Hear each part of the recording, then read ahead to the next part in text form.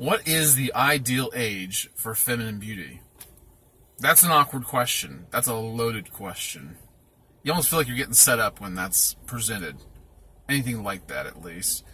Well, that's what popped up a couple weeks ago in a family conversation. We're all sitting in the living room, my wife and my 3 other children, and I don't remember which one of them was that presented us with that.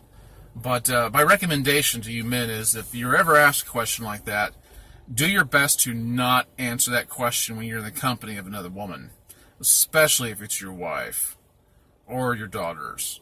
Just don't do it, because you will not win. I mean, the best you could do is say, honey, it's whatever, whatever her age is. It's your age, because you're so beautiful.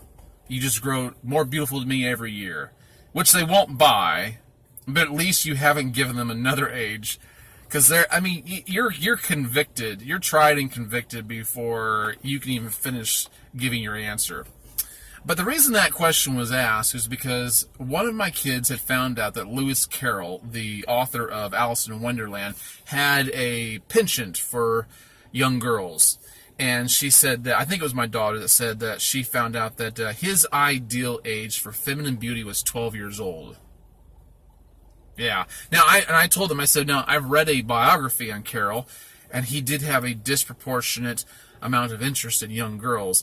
However, there's never been any evidence of any kind to say that he ever consummated any kind of urges, interest, or proclivities. There's no evidence of that.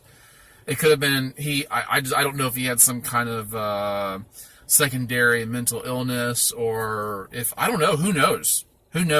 It's real easy from a historical context, as we're so far removed, to make assumptions when the man is dead, long dead, and can't defend himself. And in this day and age, it's easy to make that assumption because there's so much graphic molestation charges that are made and accusations that are thrown, that it's easy to say someone like that wouldn't do that unless they were doing X, Y, and Z. But it's not necessarily the case. But I will say, after reading that biography, it seemed pretty damning. But we don't know for sure. But his ideal age was 12 years old.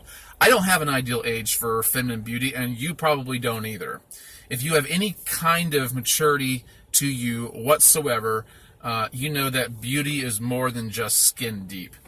And it really just depends. Really just depends on, I've made videos before on ways that people can make a lasting impression. One of the illustrations I brought up was how a person carries themselves makes them more attractive, their posture.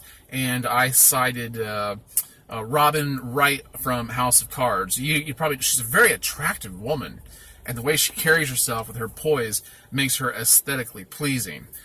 But there's more to beauty than just what you see with the eye. There's apparent beauty, which is obvious. You can't miss it. It just hits you in the face like a brick wall. And then there's discovered beauty.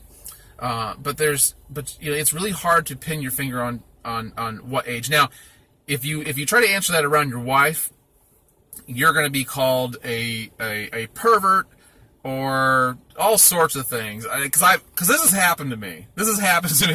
Where I've pointed out women, my wife might say of someone on TV or in passing, oh, she's, you know how women are. They'll say things like, oh, she doesn't do her makeup right, or she's not very pretty. I might say, I think she's very attractive. And I get accused of finding ugly women attractive. But I see something. That perhaps she doesn't. And you can relate. I'm going to flip the script just a little bit, because this is going to really refer to men in the illustration I'm going to give you, but it's pertinent. It kind of makes my point. Back during the Civil War, men's faces were blowing off. They weren't necessarily killed. A lot of them did die, but there were men who were not killed in the war, whose faces on both sides of the battle, whose faces were blown off. They had noses missing, had holes in their face. And it became popular at one point to have masks made for these men because they had a hard time coping with life after war with the kind of faces that they had. And a woman named Anna Coleman Ladd, who studied under Rodin, she was a sculptor. And she came to America, and she began to make masks for war veterans, and that provided some relief for them. And but it became something that was dissatisfactory after a while. It became kind of passé, and plastic surgery began to become a thing. But plastic surgery back during that time was a hatchet job. They would, if you had a nose, skin missing from your nose, they would sew your nose to your elbow, and then let the skin from the elbow graft to the nose. And there were even cases of where skin was taken from the scalp and put on the nose, and hair would start to grow on the nose. But they were just hatchet jobs. And back during World War I, the British military found it necessary to open up a hospital just for the purpose of performing plastic surgery on these men coming out of battle with scarred, mutilated faces. And this is in Kent, England. And so they opened this hospital, and they performed 11,000 surgeries on 5,000 men over the course of years. And they really helped reconstruct faces. In fact, you can go to the internet and pull up World War I photos of men with mutilated faces. There's archives there that you can look at with these mutilated faces. In fact, the designers of the video game Bioshock back in 2007, they actually used the photos from the archives to assemble the faces for the mutant race in their video game. That's where they got it. It was from the World War I soldiers with mutilated faces. So there's a little bit of fun facts, fun trivia for you. But in this hospital, these men it would take months for their faces to be reconstructed through plastic surgery. And they didn't always look beautiful, but these men would adjust to life by learning different trades while they were there. And in some cases, if the men were bold enough, they would flirt with these women, all the while having missing noses, holes in the faces, just missing parts. They would flirt with the women, flirt with the nurses, and in some cases marry them. Now that just goes to show you that beauty really is more than skin deep. In fact, one of the female visitors to the hospital even said, "I love men without noses. They look like marble statues." Why do they say that? Because these men found a way to portray some kind of beauty to these women that they could really latch onto and they could be sustained by. So yes, I did just flip the script because I've been talking about women. But I will talk about women a little bit and what I think is beautiful in a woman. I think that there are certain things I just find so beautiful about a woman. And here I'm going to do my best to articulate this, and I hope I do it justice. I hope I can remember what I want to say.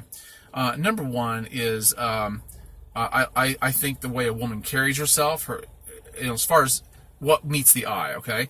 Well, how a woman carries herself, if she's got good posture, that is eye-pleasing to me. But I think the way a woman treats a man is very attractive.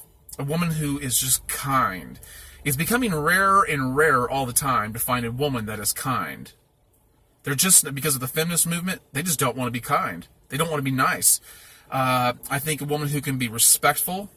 By respectful, I mean she can treat a man the way she would want to be treated. She can treat him with dignity.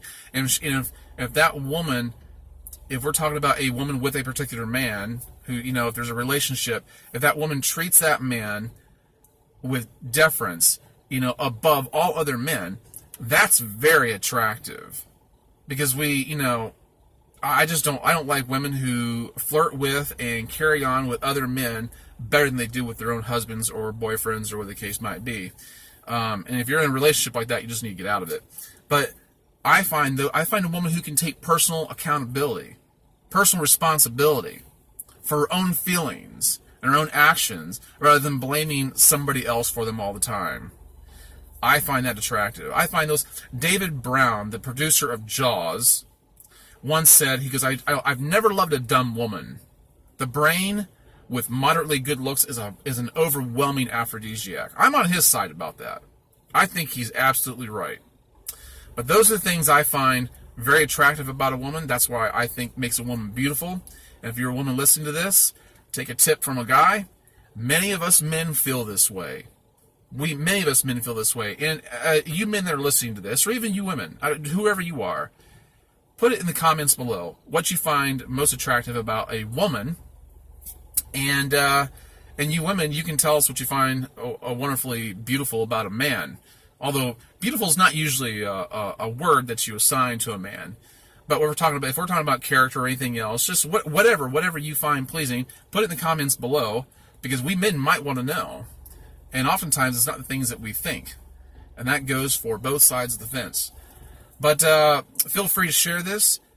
If you like the content, not only hit the like button, but tell somebody about this channel. And go ahead and subscribe if you haven't already.